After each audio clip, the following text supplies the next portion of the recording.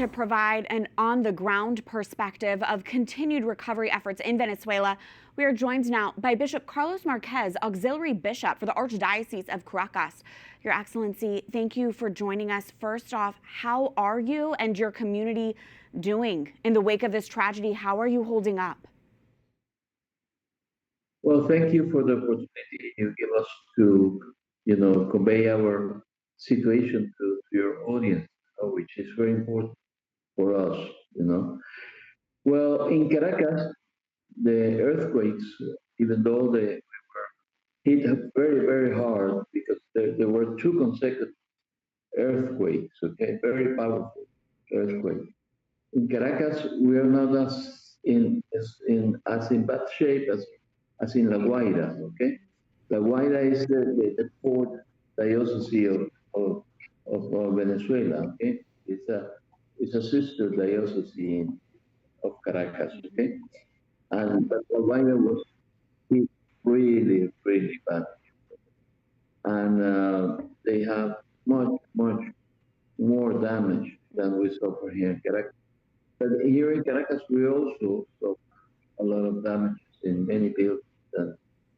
Around 20, 25 temples and churches and parish houses were damaged.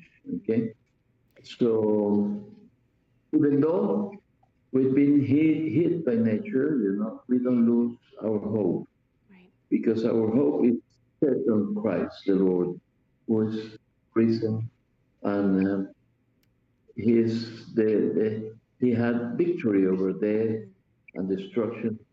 And we know that if we join him in this pain, we will rise with him. Yes. Can you tell us, what is the Catholic Church specifically doing to help survivors of the earthquakes there in the Archdiocese of Caracas? Okay, first of all, we are committed to be with the people. Okay, that's the first thing we are doing.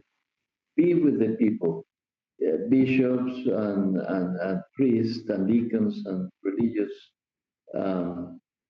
personnel of all different congregations, we are on the street, talking to people, conveying them hope and giving them consolation from all the pain and the distress that they are suffering. Okay, because we ourselves are suffering.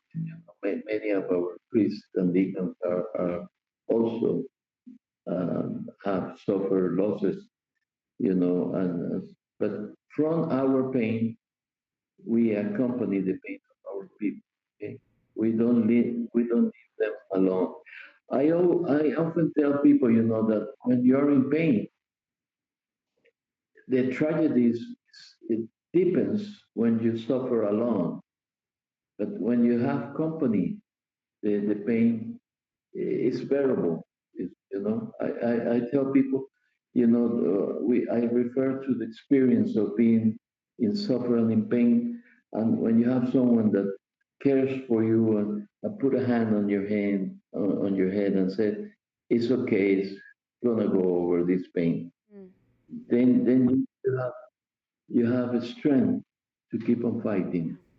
Your Excellency, I have about 1 minute left with you. Can you just share with us, as a faith leader, what is your message to your fellow Venezuelans who right now feel devastated and they are losing hope amid the destruction and the rising death toll? What do you want to say to them? Not alone. We are not alone. God is with us.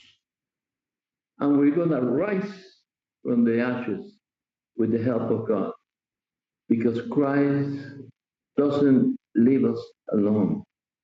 And the proof that is true is that we as a church, we are walking in the midst of pain with our people. We are the living proof that God is not leaving us alone in the middle of this pain. I want to thank everyone from different dioceses in the whole world that are giving us messages of hope and solidarity and are helping with money and goods to help our people. That's the Church of God that doesn't leave behind the people that suffer. God is with us, and we're going to rise from our ashes and rebuild our to make a better Venezuela.